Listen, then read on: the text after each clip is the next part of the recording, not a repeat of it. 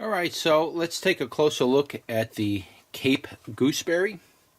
I believe that's what the name of this is. I might be mentioning it wrong. I don't want to have to run a quarter mile back to my house to try to figure out what the correct name is and then come out here and shoot the video. I didn't know it was ready or not ready. As I walk through my greenhouse and I see something looks like it's ready, I kind of shoot the video right there and then on the fly. So there might be a chance that I might be pronouncing it incorrectly at the moment. But I do believe that the name is called the Cape Gooseberry. And let's show you the leaf first. Now, I didn't do a review on this earlier in the season, and the main reason why I didn't do that is because it literally took forever for this plant to actually get to the flowering stage. I didn't think it was going to flower, so I didn't want to waste video footage on this plant if it's not going to produce flowers. I mean, it's one of the few, what do you call these things? It's one of the few things that produce these type of pods that are generally in this pouch. I forgot what they call them, lantern type of fruits, caped fruits. It's one of the few plants that actually took this long for it to actually make a pod. I mean, it literally was growing the entire year. In fact, this plant is probably, it's kind of leaning over and stuff now, but this plant is literally probably about 6 to 8 feet tall. I mean, I can't really tell you exactly because it's like I said, it's leaning, goes all the way back there, then runs up with the other tomato plants in the back. I mean, this plant is literally 8, maybe even more. It could be like 10 feet tall. I mean, this thing is ridiculously long, and it finally started putting out pods now. I'll talk a little bit more about that in a minute. I just want to go through the identification of the plant. So when you do buy your seeds, you kind of know if you're getting the right thing or not. So this one's a little bit chewed up. I guess the flea beetles were trying to get to it anyway. But this is what the leaf looks like. And here's the bottom of it. Nothing special about it as far as the bottom. No silvery bottom or anything like that. But what I will tell you is it's velvety soft. Now there is a plant out there called the velvet plant. Or some people refer to it as the toilet paper plant because people use it like toilet paper in the wild because makes these really big leaves and they're velvety soft. So you can use it like toilet paper. So some people actually refer to it as that. But it feels like that plant. So if you ever felt velvet leaf plant, you'll know what I'm talking about. So it feels very velvety soft. These leaves do get quite big. I think the biggest one on this plant is right here. So it's probably about the size of my hand. It'll probably get around the size of your hand, maybe a little bigger. What else? You could see the stem structure on it. It's very velvety. It feels like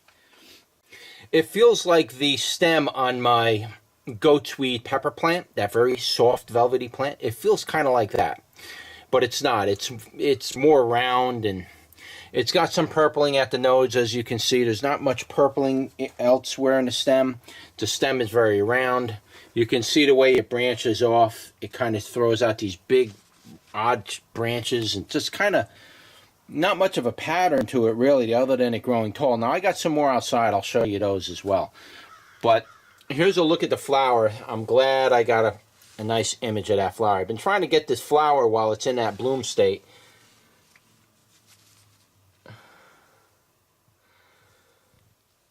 This camera will, if I have one little crack between my fingers, the camera will focus on that little crack between my fingers before it'll focus in on this flower, which is absolutely gorgeous. I'll try to bring in. It's a beautiful flower. That's what it looks like. And here's the beginning of a pod. Now I don't know how long these pods are going to take before they mature. I can't do a taste test on these because really when you're growing these type of not so much with the tomatillos, but definitely these type of fruits, these Cape gooseberries and garden, what are they called? Ground cherries, and there's all these other Cape varieties out there that kind of grow wild. You really want to wait till they fall on the ground from what everything I've read about them, you really don't want to pick them green and eat them green. Again, this is in the Solanaceae family. This is in the nightshade family. In fact, this very much resembles deadly nightshade as far as the leaf goes. Okay? That very much resembles it, but we know it's not deadly nightshade because of the flower and the fruit that it made. So we know it's not deadly nightshade. But it does look like it. That's the leaf, what the leaf kind of looks like with it.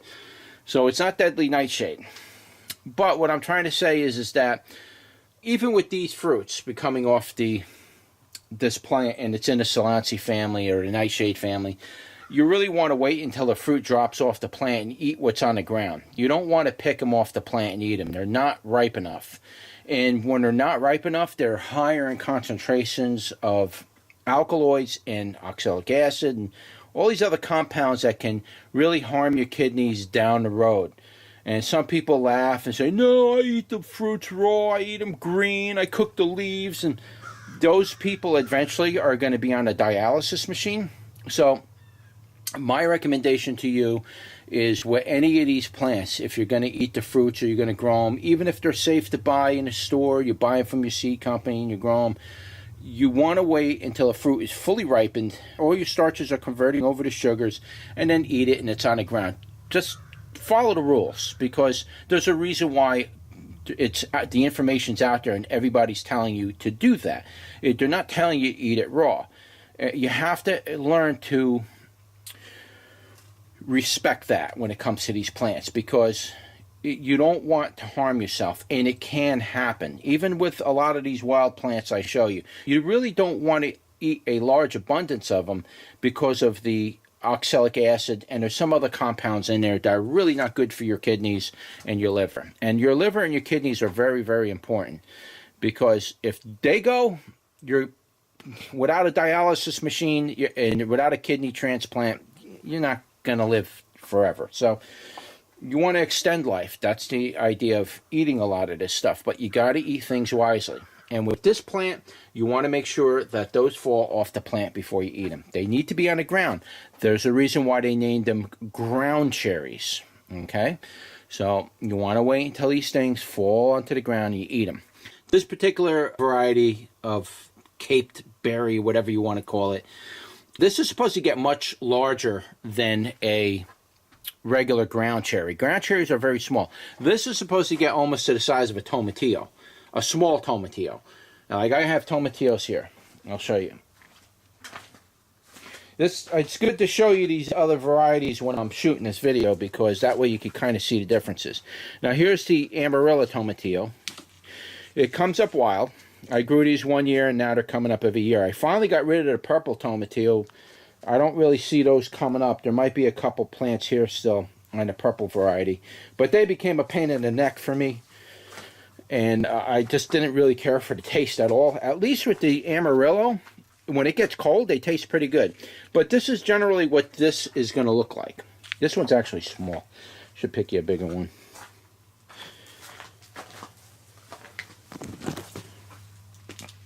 See, I picked all these already. I picked them. There's a lot of them. I got so many of these things that even the animals can't eat them all. You have to, around here where I live, you have to grow this many plants in excessive amounts, because even the wild animals that are chewing up my fruits and they can't get everything. They can't get it all. So they can only get so much. And then after that, that's where I get to be able to have my share. Unless I try to eradicate the animals, and in a case like this, you're not eradicating nothing. Not out here, you're not, because they'll be right back next week. So you could see how much bigger. Now this is probably a good example of what this is probably going to look like. I'm not saying this is a Cape gooseberry. I know that this is a Amarilla tomatillo. This is the sweet tomatillos. I did a review on them last year. I didn't care for the taste, but this year they actually taste pretty good. But I want to peel this back for you so you could kind of see what the fruit is most likely going to look like. And this is probably about the size you're going to see this get. Okay? This isn't going to be like a ground cherry, those little tiny ground cherries. No, this is going to get sizable, and they're probably going to get as big as this. All right, that whole pod thing will fill up and it'll turn into one of these, and eventually that pod will split open and you'll see the fruit. And then it'll fall off the plant, and that's what you want. But it'll probably get to around this size. And with this Tomatillo, you can actually see it's green. And if this is kind of green, well, this you can get away with eating partly green. It probably ain't going to taste that good. But if this is partly green, you don't want to eat it. All right? Just follow the rules, so you ain't going to have problems in life, okay? Just follow the rules. Don't eat them when they're green. Let them fall on the ground, then you know they're ripe. That's it. If you're worried about the animals getting to them when they fall on the ground, put something around it so it stays attached to the plant and off the ground, and you'll be able to retrieve it later. But do not eat them green. Some people say that they pick them and ripen, but I've also read that they don't really ripen correctly. When you do that, it's better to just let them ripen and fall on the ground. That's what I've read. Now, is that 100% true? I don't know. I mean, I'm not an expert here. I'm just sharing my personal experience and my walkthrough as I do go through this journey with this particular plant. And I'm sharing that experience with you. I am not an expert by any means. Some people claim to be experts. Then those are the people you want to consult when it comes to growing that particular variety of plant you're growing that year. I do not claim to be an expert. I'm just an enthusiast that really loves their plants. So anyway, that's what that looks like. Let me show you outside how it's doing out here. I think there's some out here that are actually much bigger. Yeah, there's some pretty big ones out here. Still got bees. Still got bees. Feeding up. They're getting ready for that cold winter coming. Look at this mess. So you can see here's the Cape Gooseberry out here. I gotta try to squat down if possible. I'm not breaking everything. And out here, you can see these pods are getting much bigger, much nicer sized, but they're still kind of hollow. I don't feel a mass building up in them. So I'm hoping they get as big as I've read they're supposed to get. They're supposed to get as big as what I just showed you. But you can see these pods here, well better defined, well better shaped. Okay. And they got a little purple in them, and that's probably because the cold weather's coming in. And the daylight is really cutting back quite a bit. Now you could see over here, where are we here? I'm trying to show you what's in there. Now you can see there's quite a few pods forming on there. You see all the pods just hanging off this thing? There's a lot of pods on here.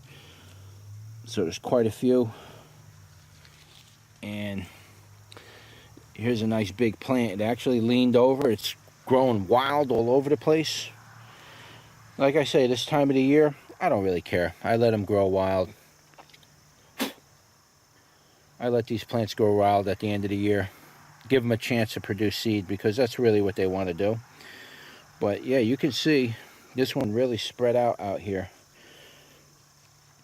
But it took all year for this to actually produce pods. It didn't start producing pods until, oh man, didn't produce pods until like the last, I don't know, week of September. Maybe this third week of September it produced some pods. Outside of that, that was it. That was the end of it producing pods.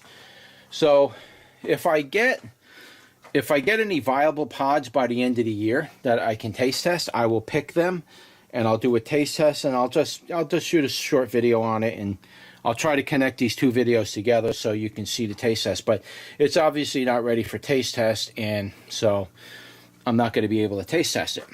Here's a look at a flower when it's done being pollinated, or it's now going to form the fruit. There's the top of one. I mean, these plants are literally, they could grow quite big and quite wild. So are they invasive? Can they be invasive? Probably, but the thing that leads me to believe that they're not going to become a problem is because they really don't want to produce fruit. And up here this far north, it might be too far north for this plant to actually become an invasive species on your property or become something like that. It might need to, this plant might actually need to be in a warmer environment so it can get like a full 12 months before the pods are fully developed and ripened. I don't know. I don't know enough about it. I don't know enough about its growing behavior. But nevertheless, that's what it is. I figured I'd share this plant with you, show it to you. It is definitely different than tomatillos. It's definitely different than a ground cherry. It's definitely different in a lot of different ways. So it's something that you might want to try if you're looking to venture outside of the normal ground cherry stuff. You want to try something a little different. This is the one. Again, it's a late season plant. You're not going to get ground cherries in the beginning of the year. This plant has to start off early, and it's got to grow for many months before it even starts producing flowers. So my recommendation is start this indoors February, if you're up north anyway. Start it off indoors February, grow it under a lamp for a couple of months, at least 2 months. I would say you kind of want to be 2.5 to possibly even 3 months before your last frost date, is basically what I should say. And just start it then and just hang in there. Just get it going. And when you finally do plant it outside, you plant it, put plenty of good soil, wood chips, give it plenty of sunlight, and just let the thing grow. And you should get pods by, if you do it that way, you should start seeing pods by August. And if you're lucky, you'll see ripened fruits falling from it by the end of September. Maybe it might even be as late as October. Once the cold kicks in, it causes the plant to force ripen whatever's on there. So it won't maybe reach its full size, but you'll at least get fruit that you can eat. So this is something that takes a long time to actually grow and produce. I was a little shocked with this plant. So, all right, so that's it. Don't forget to like, share, and subscribe, and I will see you on the next one. Take care.